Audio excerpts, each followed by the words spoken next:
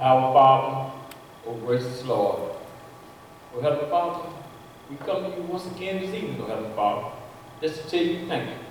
Thank you for all you have done for us this day. Thank you for what you have done for us this year and this month, O Heavenly Father. We have so much to be thankful for, Heavenly Father. O gracious Lord, we ask you please, to look down on us this afternoon. Guide us and keep us the rest of the day, O Heavenly Father, in your name. O gracious Lord, you've been so good. You've been better to us, O Heavenly Father, we as ourselves, O Heavenly Father. We want to thank you, Heavenly Father, for watching us last night and laying down to rest. We want to thank you for early rising this morning, O Heavenly Father. Heavenly Father, therefore we have to say thank you, O gracious Lord. O Lord, we ask you to please, look down on our families. Please, look down on our children, O Heavenly Father, our loved ones. Bless us and keep them in your name, O Heavenly Father. O gracious Lord, O gracious Lord. We ask you to look into the hospitals, come bless the home, prison wall, jailhouse. Look down on our jobs, O Heavenly Father. O Heavenly Father, first responders, O Heavenly Father, we ask you please, to bless them, bless their family, O Heavenly Father. O gracious Lord, we have a virus running around the state, the whole world, O Heavenly Father, all 4 countries of the world, O Heavenly Father. O Heavenly Father, we ask you please, to touch it. Touch it, O Heavenly Father. Clear it up, O Heavenly Father. Not only the virus, O Heavenly Father, we ask you to get rid of the hate. The hate, O Heavenly Father, we have around our heart. O gracious Lord, O Lord, we have so much to be thankful for, O Heavenly Father. And Lord, this day, not tomorrow, this day, we say thank you, O Heavenly Father. Guide us and keep us, O Heavenly Father. In your name, we ask you thank you, O Heavenly Father. O Heavenly Father, we ask you thank you for traveling grace. Bless us around Warren County, all 4 corners of the world, O Heavenly Father. We say thank you, Lord. O Heavenly Father, I ask you please, son, look down on our church family. Bless us, keep us, O Heavenly Father. Bless our pastor. Look down on him, O Heavenly Father. O Heavenly Father, give him all the knowledge, the understanding that he's supposed to get, O Heavenly Father, in your name. Father, like we said, we have so much to be thankful for, Heavenly Father. And I just want to say thank you, Lord. No grace, Lord, we're going to lay a smile on the way. And we can't do no more. We ask you please, son, let us enter to your kingdom. In your name, say we pray. Amen. Growing up as a child in my mother's care, my mother told me you would always be there. Oh my, now I'm a grown man living on my own. I can truly say Jesus, he ain't never left me alone. Every now and then I have to tell Lord, it's alright to clap your hands. I am depending on you. Is there anybody listening to me? You ever tell the Lord that sometimes, Lord,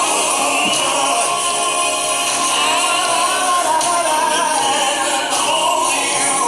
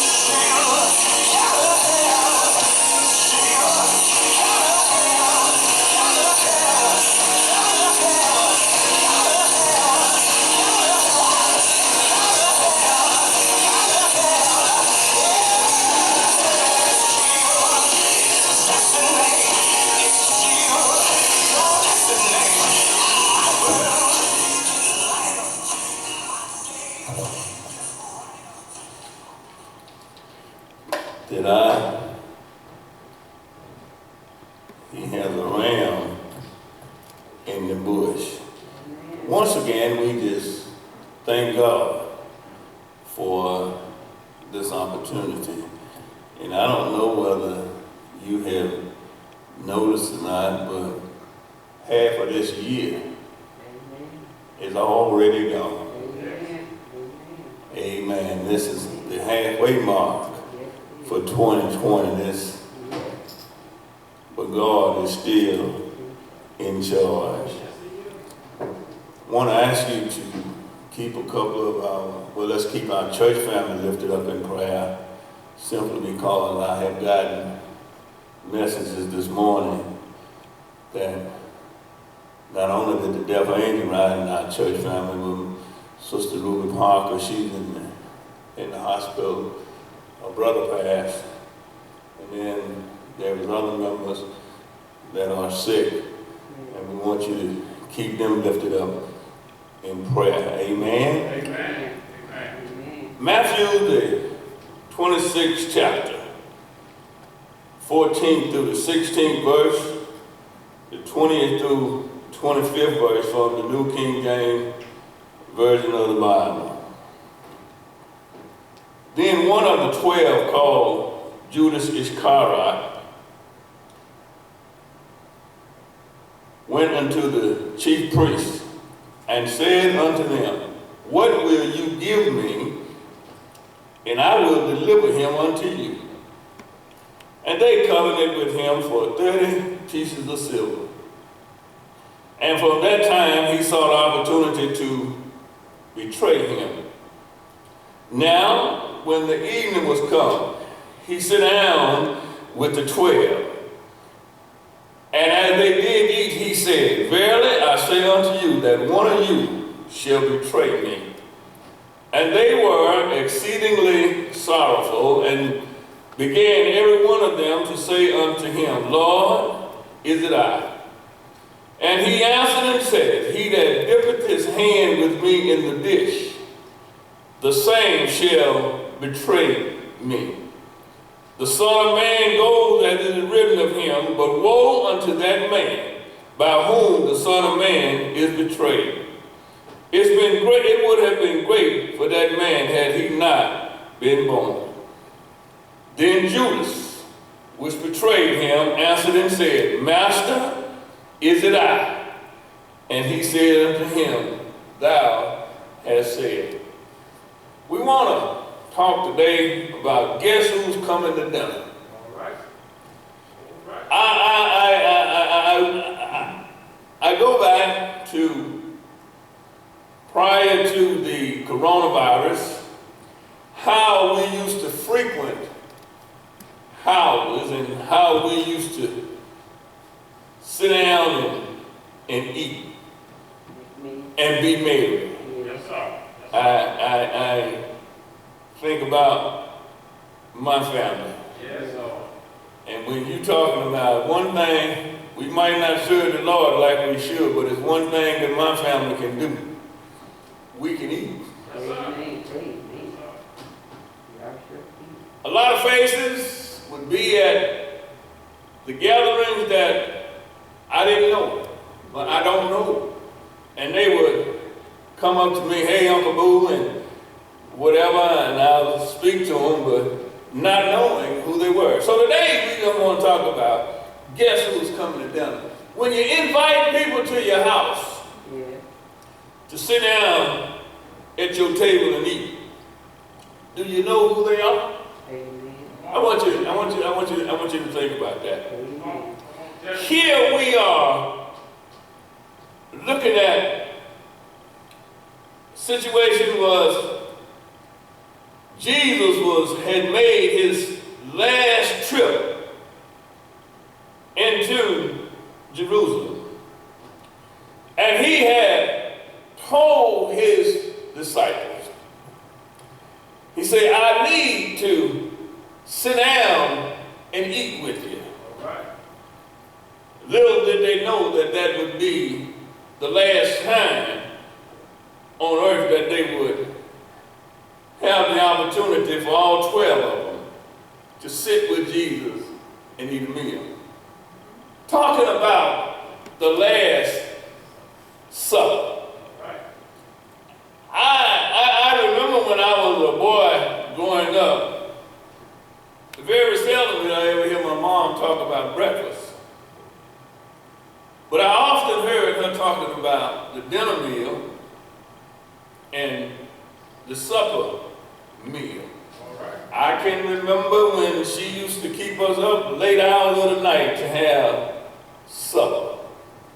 Dinner was always at 12 o'clock during the day. But that supper meal was the last meal that we had before we went to bed. The Last Supper. He told his disciples, he said, fellas, he said, I need to sit down and eat with you.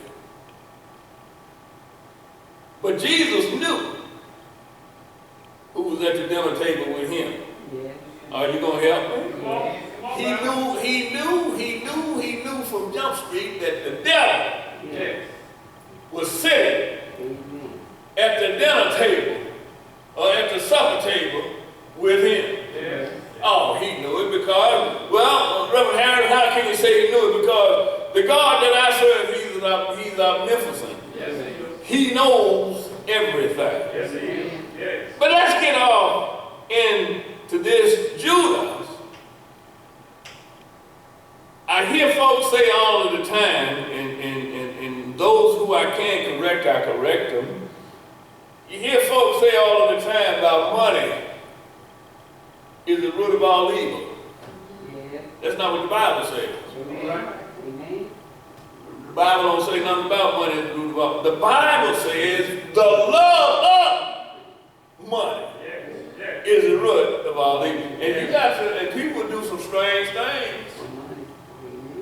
People will do some strange things for money. Yes, it will. They'll lie on you. They'll talk about you. They'll go to court and even stand up and testify against you for money. I wish I had some help here. Here is a man that in the inner circle of Jesus. As a matter of fact, some said that he was the treasurer. But I don't see how he could have been the treasurer because Peter was the one that kept all the money. But anyway, I like what the old folks used to say. Everybody grin in your face. Tell it. Don't make you no good. Everybody pat you on your back. Ain't your friend. Every goodbye ain't gone. And every closed door ain't shut. And down through the years, I had to understand, and I found out for myself, everybody that laughs in your face don't mean you no good. Hear this boy, he walked up and down, he traveled with Christ. Seen him give sight to the blind.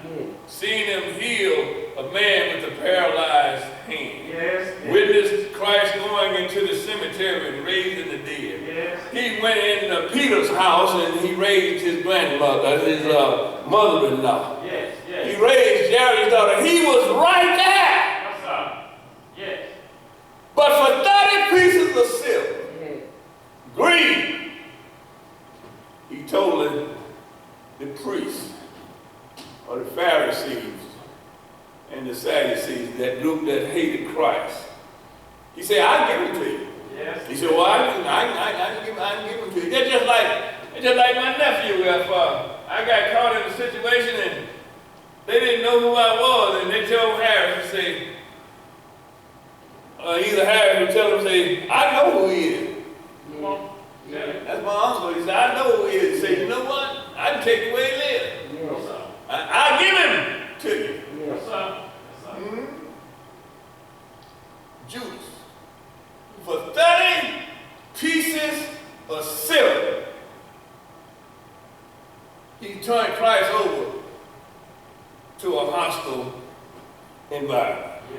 Let's look at this. Why? The question was asked, why would Judas betray Jesus? Judas, like other disciples, expected Jesus to start a political rebellion and to overthrow Rome. A treasurer. He was a treasurer. Judas certainly assumed, as other disciples, that with him being in his inner circle, that he would have a high position in Jesus' new government. People will sell you out. People will sell you out to climb the ladder of economics. But when Jesus praised Mary for pouring out perfume that was worth a year's salary, Judas made him realize that Jesus' kingdom was not physical or political, but spiritual. Talk to me if you can. Then Judas was a gifted man in financial affairs. Apparently more so than Matthews, who was an IRS collector. Or other businessmen that were chosen by Jesus. But Judas at some point became an embezzler. Judas was greedy for money. You can help me. Come on. I sit back and I listen to churches that have failed. And being nosy, I asked him, I said, well, do you know what caused the downfall of the church? The pastor had his hand in the cookie jar. All right. And for the life of me, that don't say very much for a church. You can talk back to me now because I'm talking about the preacher. That don't say very much because every place that I've ever been, and I've only pastored 2 churches, this one in Vicksburg and the church in Compton, and I really didn't want my name on the checking roster at the bank, because if anything happened, I didn't want my name to come up in it about money had been stolen from the church. And what really bothers me, and I don't understand it, is how can these churches allow the pastor to steal money or to take money? Well, let me back that up. Yes, I can too. Yes, I can.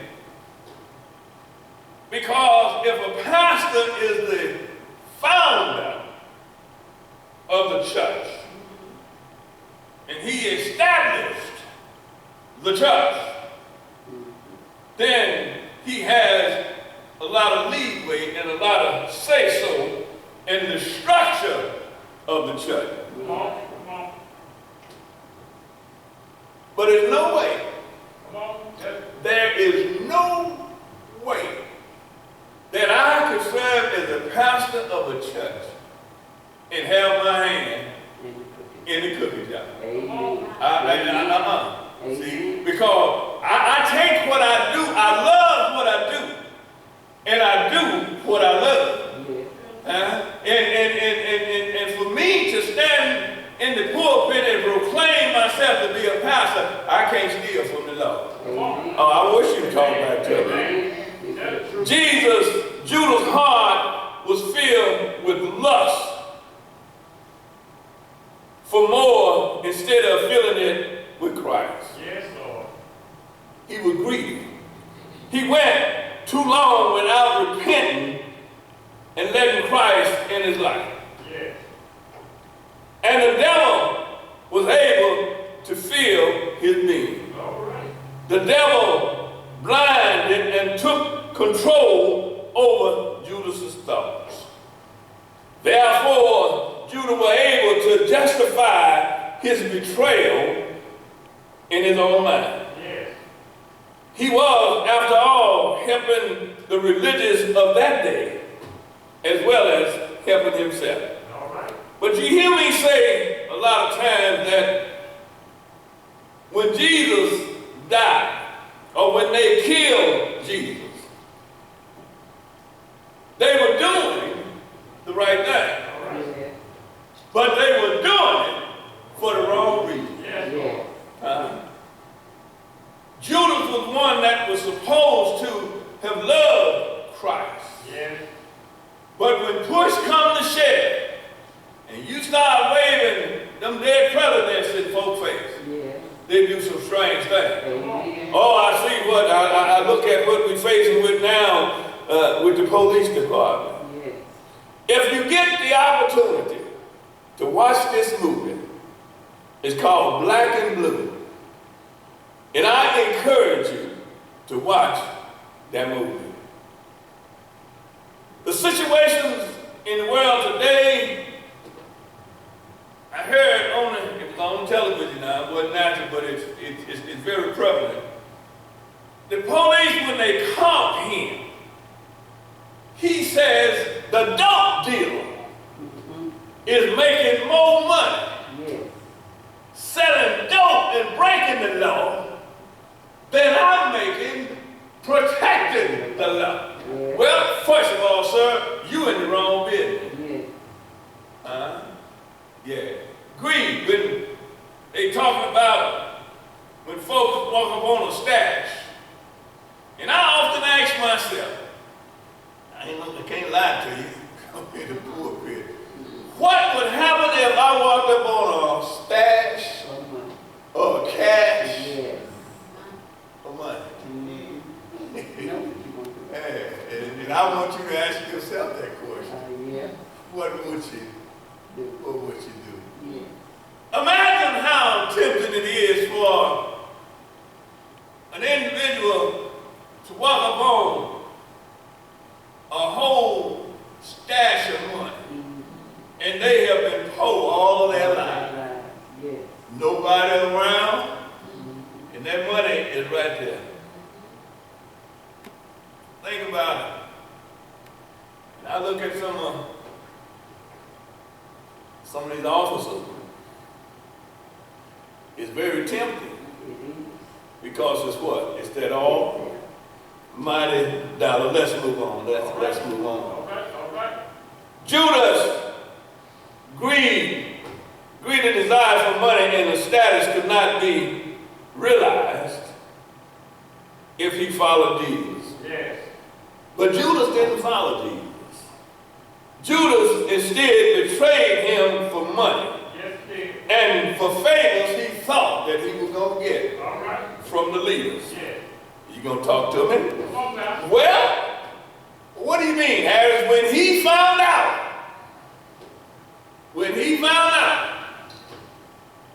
what was going to happen and what he had did for them 30 pieces of silver, he went back to them and tried to get that money back. And they looked at him crazy. We don't want it. You done done what we wanted you to do. Amen. Amen. It is. And they say that it's a place in the cemetery. I don't know if they do them today. But at home, I can remember they had a place in all of the cemeteries at home that they used to call what was Potter's Field. That's what they called it at home, Potter's Field. And Potter's Field was where if an individual died and was not a member of the church, in other words, they died a sinner, Yes, yes, that's where they were buried at, in Potter's Field. yes. But today, don't ask me because I don't know, we just go to the cemetery. All right. But then, the same man who sold our Lord for 30 pieces of silver regretted what he did. The religious leaders had planned to wait until after the Passover to take Jesus. But with Judas' unexpected offer, they accelerated their plan. Now they were going to wait till after the Passover because people from all over the world had gathered into Jerusalem for a week-long celebration. Yes, yes, Lord. And they didn't want to create an uproar, so they were going to wait until after the celebration, and then they were going to try to get him. But because of Judas' action, they took advantage of it. The Passover was one night and one meal. Yes. But the festival of the unleavened bread was celebrated with it while it continued for 1 week. All right. The Lord's Supper is tied to Christ's death. Yes, yes, Jesus says, I will keep the Passover. yes. The Jewish tradition held that the Messiah was going to redeem Israel during the Passover. All right. You gonna talk to me? Come on, come on. Passover originated in the Old Testament. You heard me talk about it on several occasions. When Moses was dispatched down into Egypt Yes, to be faithful to what the Lord says, yes, Lord. Moses, I want you to go down and tell Pharaoh Yes, yes. to let my people go. Yes, he did. The Bible said that God told Moses, he said, you tell my children All right. to take a 1-year-old lamb Yes, Lord. or a 1-year-old goat, Yes. kill them and take the blood and put it over the doorpost Yes. and down the lintel of their house. Yes. Because the death angel is coming through the territory. Yeah. And every firstborn or wherever a house was that didn't have no blood, he said the death angel was going to visit that house. Yes, yes. But I want you to tell my children to take the blood and put it over the doorpost Yes. and down the lintel, so when the death angel comes through the town, Yes. it won't stop by their house. Yes. And that's where the Passover originated from. Yes. The night that the death angel bypassed the houses of the children of Israel. All right. The Lord's Supper was tied to Christ's death. Yes. And Christ said, I will keep the Passover. Yes. The Jewish tradition had that the Messiah was going to redeem Israel during the Passover. Yes. The Lord's Supper is tied to religious obedience. Yes. Jesus kept the Passover. All right. And religious obedience is attracted to God. Yes, it is. The Lord's Supper was used as an appeal to the sinner. Yeah. Sometimes I see the little children walking by All right. when we're doing our communion, and the parents don't want the little children to be part of the supper. But I don't want you to stop those children. But the job come in when you see the little children getting a communion kit. Yeah. Let them get the communion kit. Yeah. Let them partake of the Lord's Supper. Yes. But this is where your job come in. Your job is to explain to the little children Yes. what they are doing and the meaning of the Lord's Supper. Yes. Are you going to talk to me? Come on, come on. The Lord's Supper, he gave Judas a last chance to repent of his sin. Yes. He took steps trying to appeal to Judas. Yes. He revealed the sin of treachery. Yeah. It was a shock for the Lord told his disciples, say, one of you that's sitting here at the table with me, one of you going to betray me. Yeah. Judas had hid his sin, and so far he had done a good job of it. Yeah. But God, my Lord and your God, he knows and he sees everything. Yes. He knew, Jesus knew who Judas was. The apostle was, of course, stirred and exceedingly sorrowful. Yeah.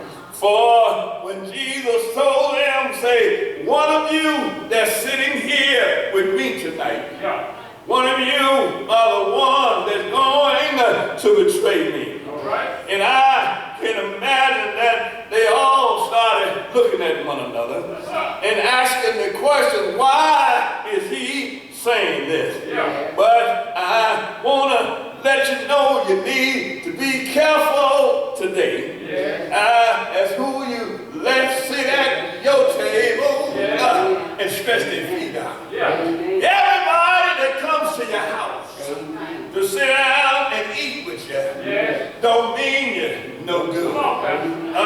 The devil was at the Lord's Supper. Come on. Are you going to help me? The devil also comes to church. I stopped by to tell you the devil can quote scripture. Yes, sir. The devil is well aware as to what the Bible says. Yeah. But the Bible said that the devil was sitting at the table at the Last Supper. Yeah. Christ warned the devil of a terrible judgment. Yeah. He said it would have been better if that individual had not been born. Are you going to talk to me? Christ identified Judah as being the devil. Yeah. The master, he asked the question, say, is it I? Yeah. And Jesus said, thou hast said. Yeah. At the time, he said, the one who dips his hand in the tray with me Yeah. is the one that's going to betray me. Yeah. And I visually tried to picture the scene. Christ had his hand in the plate. Yeah. And at the same time, Judah had his hand in the plate. Jesus told him, he said, get in a hurry, Judah, and do what you have to do. But notice the Last Supper was given as a permanent audience. It was while they were eating that Christ instituted the Lord's Supper. He wasn't replacing the Passover, but he was just leaving some guidance here. If you notice what he says to the church, the question was asked, how often should we partake of communion? And I read in the Bible where he said, as often as you eat the bread, and often as you drink of the cup, you show forth my suffering until I come back. If we wanted to serve communion every day of the week, it's all right, but I want to let you know that God is, he's still in charge. God, eternal plan was the sacrificial lamb that we used in the Passover. And that lamb was Christ. Christ instituted the Lord's Supper just before he died. Not after his resurrection, but it was after he died. It means that his death was voluntary. I like what it says. He says, you can't take my life, but I gladly give it up to you. He had not died yet. He could have slipped out of town and escaped. But he willingly chose to lay down his life for us. Are you going to help me? Early, about 9 o'clock that Friday morning, they marched him out on Golgotha's Hill. And when they got him on Golgotha's Hill, they said they laid him down and nailed his hands to the old rugged cross.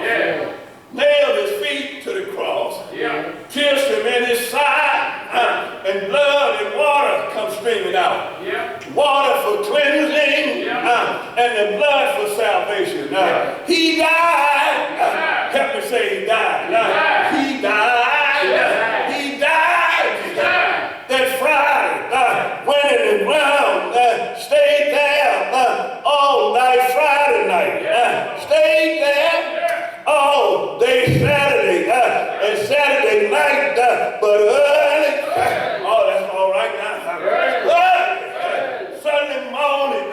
He got up with all powers in his hands. Is he all right? My Lord and your God is not dead. He's alive and well. How can you say that, Harris? Because early, right early, this morning, he woke me up out of a deep sleep, clothed in my right mind with the activities of the limbs, and he has blessed me. Is he all right?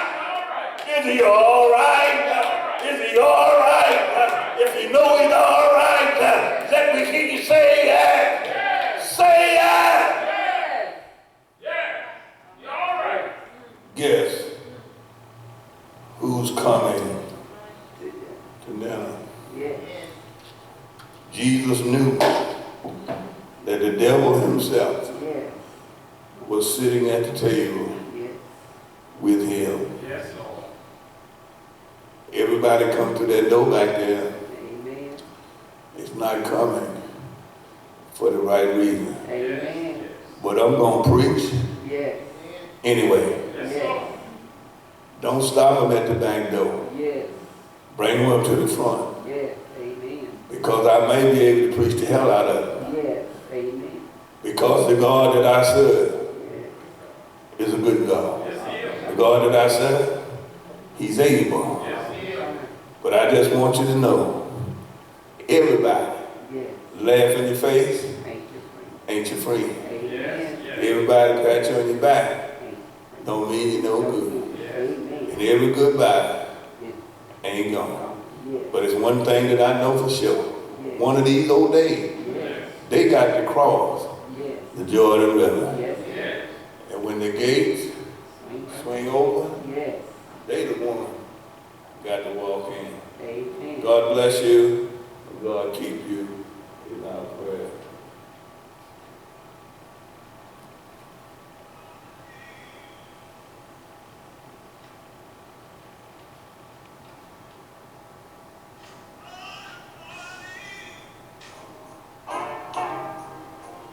Through the storm, rain. Oh, I'm patiently waiting and watching.